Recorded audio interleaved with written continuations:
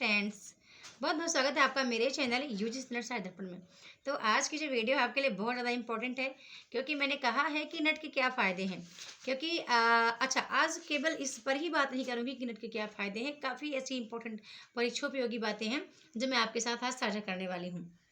तो बिल्कुल वीडियो के साथ बने रहें और वीडियो को पूरा वॉच करिएगा।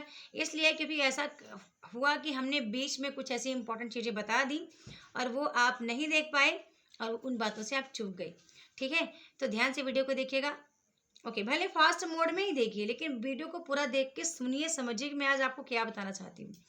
सबसे पहली बात तो आपको बता दूं कि अभी टाइम केवल इतना ही है कि एक पेपर को, मतलब कि 20 यूनिट हैं आपके पास और 2 पेपर हैं आपके पास। उनको पढ़ने के आपके पास केवल 1 दिन का टाइम है। मतलब एक यूनिट को केवल 1 या डेढ़ दिन में, डेढ़ दिन भी नहीं कह सकते, एक ही दिन मैं कहूँगी कि 1 दिन का टाइम आपके पास है, क्योंकि आपके पास केवल 15 दिन का टाइम बचा है और यूनिट आपके पास 20 है ना। 20 यूनिट है, 15 दिन का आपके पास टाइम बचा है। अब आप ये मत सोचो कि उधर मैम 1 तारीख से 6 तारीख तक, 5 तारीख तक भी हमारे पास टाइम रहेगा। वो फिर उस समय चीज़ें, अब आप ये सोचे कि नई चीज़ें हम पढ़ेंगे और नई चीज़ें पढ़ के काम होगा, तो नहीं, पुराना जो पढ़े रहेंगे ना वो भी पूरा भूलते जाएंगे। ठीक है। अच्छा, बहुत लोग ना सर्च करते हैं एडमिट कार्ड कब आएगा, ठीक है, एग्जाम डेट किस कब आएगी, unit wise, subject wise date कब जारी होगा, बहुत सारे वगैरह वगैरह। तो खैर आज मैं इस पर बात नहीं करूँगी, क्योंकि आपको पता है कि 15 दिन हमारा एग्जाम को बचा है और बचा है। तो 25-26 तारीख तक मेरे ख्याल से आपका जो डेट सीट है, ठीक है, एग्जाम डेट वो तो अनाउंस हो जाएगा। डेट सेंटर सेंटर आपका अनाउंस हो जाएगा, ठीक है, 25 तारीख तक में। भले आपका 5-6 दिन बाद उधर 2 तारीख तक में पूरा आपका सेंटर, मतलब रोल नंबर वगैरह कंफर्म आए। बाकी जो भी डेट वाइज, ठीक है, डेट वाइज सीट भी आ जाएगी, किस विषय की कब डेट होनी है एग्जाम की। और खासकर हिंदी वालों को बोलना चाहूँगी, अब ये मत सोचना कि यार हमारा एग्जाम तो बहुत लास्ट में आता है। क्या पता, खुदा ना खास्ता 6 तारीख से आपका एग्जाम स्टार्ट हो गया, तो क्या करेंगे, है ना। क्या पता 10 तारीख को आपका एग्जाम हो गया। इसलिए अपने को प्रॉपर 6 तारीख के पहले पहले आप प्रॉपर तैयार करके रखो। ऐसा नहीं कि उस आप भ्रम में मत रहना, ठीक है, कि अभी डेट सीट आएगी तो फिर पढ़ने का एक अलग से मोटिवेशन आएगा।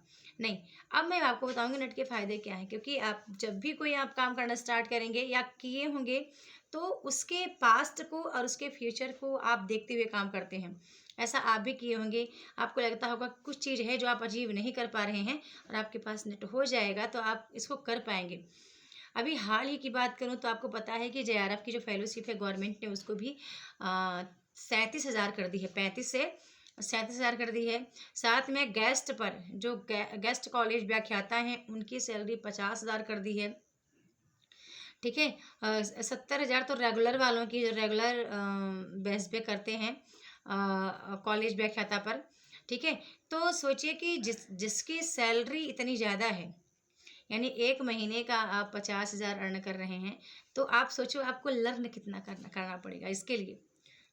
आपको 50,000 जैसा बनना, 50,000 के लायक बनना पड़ेगा ना। आप पहले सोचो कि क्या उस लायक आप बन चुके हो। ध्यान रखना, ये विचार आपको अभी करना पड़ेगा, अभी सोचना पड़ेगा। यदि परीक्षा से पहले आपने नहीं सोचा ना, अभी वक्त है आपके पास, ठीक है। अभी आप ना खुद को जितना मोटिवेट करना हो उतना मोटिवेट करो, जितना पढ़ना हो उतना पढ़ो, इम्पोर्टेंट पढ़ो, जो जैसे भी आपको पढ़ना हो, दिन में रात में जब भी आपका मन करे। मैं भी कोई आपको टाइम नहीं बताऊंगी आप सुबह पढ़ो शाम पढ़ो, नहीं। जब आप, क्योंकि इस समय मैं ये भी नहीं कहूँगी कि आप कितने घंटे पढ़ो, मैं ये भी नहीं बोलूँगी। अब क्या पता आपका कॉन्सेप्ट बिल्कुल क्लियर नहीं तो आपको 10 से 12 घंटे पढ़ सकते हैं आप। कई लोग हैं जो पहले नहीं पढ़े थे, अब गवर्नमेंट जॉब में हैं और वो अभी भी छुट्टियां लिए हैं दिवाली की, तो वो इस समय तो कम से कम 14-14 घंटे पढ़ रहे हैं, ठीक है, क्योंकि वो पहले पढ़े नहीं हैं। अब 15 दिन, अब जो है ना वो 15 दिन अपना काम करेंगे, है ना। तो जो लोग अभी तक बहुत टाइम लगाए थे, 6 महीने काम किए, अब कुछ लोग हैं कि 1 महीने 15 दिन में अपना रिवीजन कर लेते हैं। पहले से काफ़ी सारी चीज़ें तैयार होती हैं। मैं ये नहीं कह रही कि कोई नया कोई बंदा आएगा नेट की तैयारी के लिए और नए सिरे से तैयार करिए तो बोले 15 दिन में हो जाएगा, तो कभी नहीं होगा ऐसे, ठीक है। वो पहले से पढ़े हैं, उनके पास मेरे नोट्स हैं, मेरे मॉडल पेपर हैं, मेरे लाइव क्लासेस हैं, तो उन सब चीज़ों को ऐड करके और वो 15 दिन मेहनत करेंगे तो हाँ, एग्जाम निकलने का बहुत चांस है, नेट निकलने का चांस है। जेआरएफ के लिए मैं नहीं बोल रही, ठीक है, क्योंकि जेआरएफ अपने आप में एक बहुत बड़ी उपलब्धि है। उसको उसको मैं एनालाइज करती हूँ कि 5-5 बार नेट हुआ और कुछ पॉइंट से रह जा रहा है, तो कहाँ वजह है, क्या वजह है, ठीक है। तो उसकी कमी को मैं अभी पकड़ रही हूँ और मैं आपको इसलिए बताना चाह रही हूँ कि अभी आपको नेट निकालना ही है। तो पहले इसके फ़ायदे को आप ना नोट डाउन करें कि मैं नेट हो जाऊँगी तो मेरे पास बहुत सारे ऑप्शन हो जाएंगे, ठीक है। यदि मैं नेट नहीं हुई, नेट आप नहीं निकले, नहीं क्वालिफाई किया आपने, तो समझ लीजिए कि आप अभी भी कितना भी आपने पढ़ा हो, फिर अभी भी आप उसी जगह पर स्थिर हैं जहाँ से आपने शुरुआत की थी। हाँ, थोड़ा सा तजुर्बा ज़रूर बढ़ता है, अनुभव ज़रूर होता है, क्योंकि मैंने अपने नेट की तैयारी के दौरान ये चीज़ देखा है कि अपने विषय पर एक बहुत अच्छी कमांड बन जाती है। इसके बाद आप कोई एग्ज़ाम देंगे ना, टीजीटी, पीजीटी या फिर कोई एलटी ग्रेड वगैरह कुछ भी आप एग्ज़ाम देना, तो कहीं न कहीं आपका बहुत अच्छे से प्रिपरेशन हो चुका होता है। चाहे आप केवीएस के लिए दें, केवीएस पीजीटी, एनवीएस पीजीटी या डी ट्रिपल एसएसबी दें, ठीक है, एस टेट दें, कोई भी एग्ज़ाम दें, अपने-अपने विषय से रिलेटेड। मैं हिंदी की, क्योंकि टीचर हूँ तो मेरे को हिंदी के बारे में ज़्यादा नॉलेज है। तो मुझे लगता है कि इसके बाद आप हर पेपर को बहुत अच्छे से बड़ी बारीकी से निकाल पाएँगे, ठीक है। ये मेरा खुद का अनुभव है, खुद का अनुभव, क्योंकि नेट की प्रिपरेशन के दौरान कहीं न कहीं हिंदी को जितनी बारीकी से समझने का मौका मुझे मिला, लेखकों को, कवियों को, रचनाकारों को, और जितना सीखने को मौका मिला, वो शायद तब तक नहीं मिला था जब तक हम एमए कर लिए थे, ठीक है। बीएड के बाद भी नहीं मिला इतनी चीज़। शिक्षा का महत्व ना बीएड तक करने तक भी इतना नहीं समझ पाए थे। भले एजुकेशन की एक डिग्री हमने प्राप्त कर ली थी, लेकिन एमए में भी नहीं पता चला। जब हम नेट की तैयारी प्रिपरेशन स्टार्ट किए और इतनी बारीकी से पढ़ना स्टार्ट किए और समझ में आया कि 6% में कौन आते हैं और नेट है किसके लिए, तब जाके बहुत सारी चीज़ें सीखने को मिली। अभी सीख ही रहे हैं और इसीलिए अपनी बात को आपके साथ साझा करते हैं कि अभी टाइम है, इसके फ़ायदे समझ लो, ठीक है। और अनावश्यक आप टाइम बिल्कुल कहीं मत दो। मैं तो कितनी बार बोलती हूँ कि मैंने तो काफ़ी सारे सोशल मीडिया प्लेटफॉर्म भी हटा दिए हैं, क्योंकि मेरा इंटरेस्ट ही नहीं है। मेरा इंटरेस्ट, मेरा फोकस केवल एक जगह पे है, और जो मेरा फाइनल लक्ष्य है, ठीक है। तो लक्ष्य के लिए कहीं नहीं, लक्ष्य को साधने के लिए कुछ चीज़ों को त्यागना पड़ता है। ऐसा नहीं होगा कि आप मोबाइल में भी बढ़िया, आप उतना ही मन लगा के मोबाइल भी देख लेंगे और उतने मन लगा के आप अपनी प्रिपरेशन भी कर लेंगे। नहीं, किसी एक को तो अवॉइड करना पड़ेगा। या तो आप पढ़ाई मत करो, मतलब ऐसी पढ़ाई मत करो कि जिसमें आप बार बार असफल हो रहे हैं।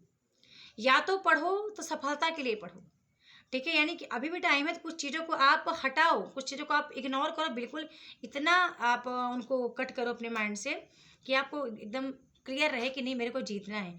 और मैं आपको कितनी बार बताती हूँ कि सबसे आपको अव्वल आना है, यानी कि पूरे आपकी कैटेगरी में, ठीक है, आप जिस भी कैटेगरी के हैं, आप सोचो कि आप ही एक ऐसे कैंडिडेट हो जो सबसे अच्छा, आपकी तैयारी है, सबसे अच्छी तैयारी है और आप बहुत अच्छा करके आओगे, ठीक है। अदर का मत देखो, दूसरे कहाँ पढ़ रहे हैं मत देखो, कहाँ से नहीं पढ़े हैं, कुछ नहीं। अभी अपने पर ट्रस्ट करो, क्योंकि आत्मविश्वास बहुत ज़रूरी है। आपको खुद पर ही विश्वास नहीं कि आप कर पाएंगे, तो फिर कोई कितना भी मोटिवेट करेगा तो नहीं होगा, ठीक है। पहले तो आप खुद पर आत्मविश्वास रखें। और लास्ट टाइम जाते जाते इतना ज़रूर कहना चाहूँगी कि अच्छे से सिलेबस को एनालाइज करें।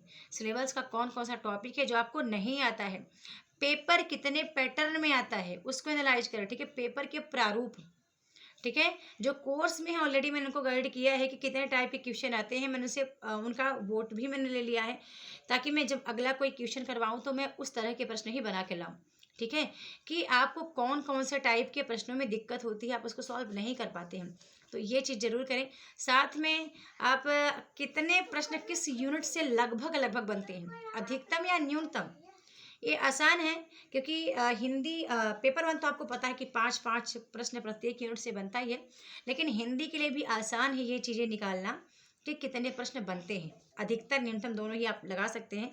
इसका जिक्र मैंने कई बार अपने वीडियो पे किया है, लेकिन तब भी आखिरी बार फिर से कह रही हूँ, पुरानी वीडियोज़ हैं प्लेलिस्ट पे, आप चाहें तो आप देख सकते हैं, या आप कमेंट सेक्शन में बताना, तो मैं पिन कर दूँगी मेरी उस वीडियो का लिंक, ओके, ठीक है ना।